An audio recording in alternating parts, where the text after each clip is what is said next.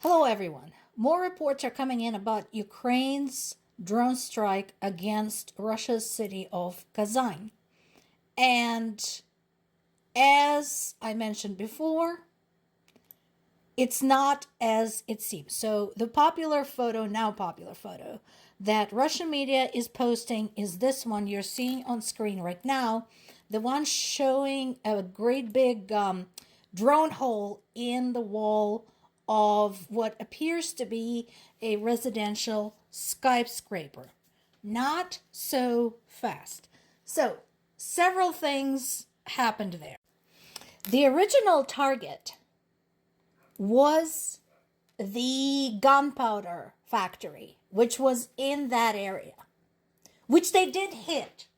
And that was kind of hilarious because when panicked citizens nearby started calling in, to the police and the fire department saying, we're hearing a series of explosions from the direction of the gunpowder plant. What is going on there? They were told it was an industrial test going on. Do you remember that moment from the Iron Man when Rhodey puts down the phone and says, nothing to see here, people, just a military exercise? That's exactly what this, sounds like, except it really happened. It was not a movie. And no, it was not a military exercise. It was a gunpowder plant getting hit by a drone that just flew 600 miles. Now, going back to this photo of a residential building. So, of course, Russian media immediately spun it as, see, Ukrainians are bad too. They're targeting civilians too. No, that's actually not what happened. So what we know now is that how that drone ended up hitting that building. And what happened was it was their own air defense systems that deflected that drone from its original target, which was the gunpowder plant. And so, when that happened, the damn thing lost control. It was still traveling at a very high speed, physics, and ended up hitting an elite residence. So this wasn't just like some residential building like, where working class people live. No. This is like a bougie residential building. This is upscale, multi-million-dollar apartment type of building. So there we go. Following this, considering this particular operation was getting a lot of visibility, Zelensky said, "Yeah, we'll keep doing that because it's yielding good results." Once again, when he's right, he's right. I agree with him. We should continue doing this because once again, it's not just damage to the military target. It's the psychological effect that this can happen anywhere. This drone can come anytime, any place. You don't know, it doesn't matter how far you are located from the actual war. It doesn't matter. You're not safe. So, definitely continuing these operations. And he had a meeting with CIA Director William Burns to basically discuss these last few weeks before the change of the guard in the United States. Obviously, that has been a lot of concern. I'm glad that U.S. and Ukraine intelligence agencies are working together because here's the thing. So it's no secret to anybody that countries spy on one another, even when they claim to be allies, especially when they're not allies. So in the Middle East, America's eyes and ears usually came from the Israeli intelligence.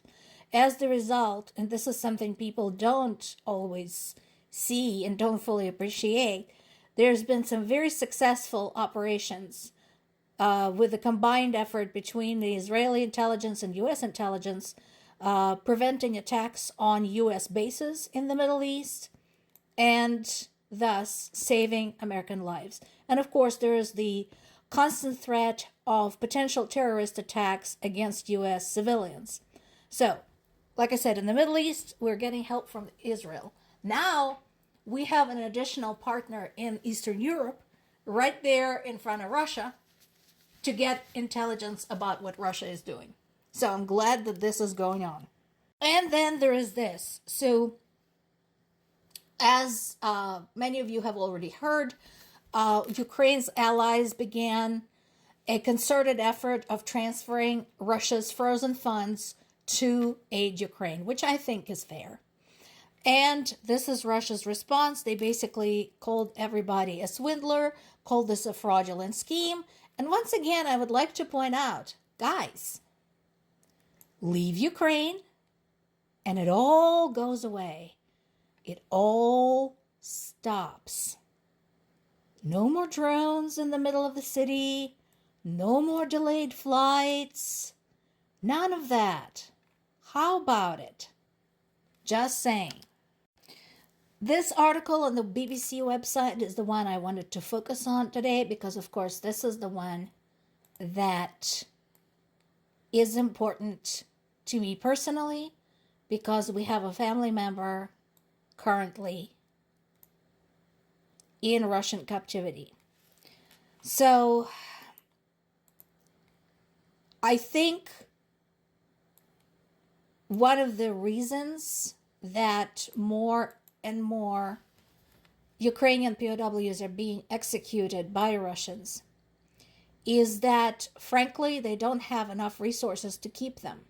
Even though POWs are valuable to them because it's their exchange currency. So if they want to bring some of their people back home, they need something to bargain with.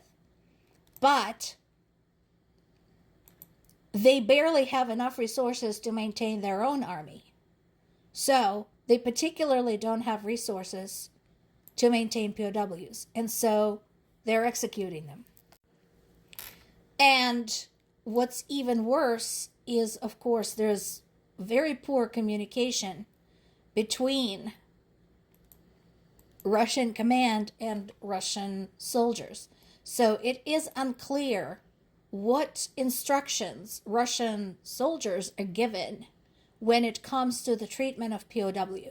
So let's say they take somebody prisoner. What do they do with them?